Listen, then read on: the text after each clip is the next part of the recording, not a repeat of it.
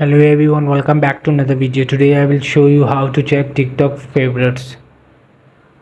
So for this, to check favorites on TikTok, first of all, the first step is to open the TikTok app on this Android device or iOS. So when it's open, you will have to go in the profile icon on the right below. So you will see is the third option.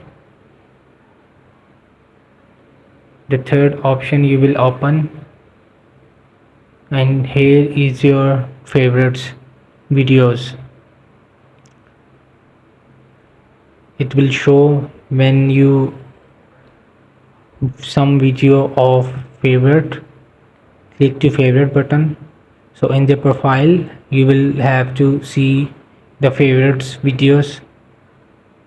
So hope this video help you. Please don't forget to like and subscribe and get notified for more videos.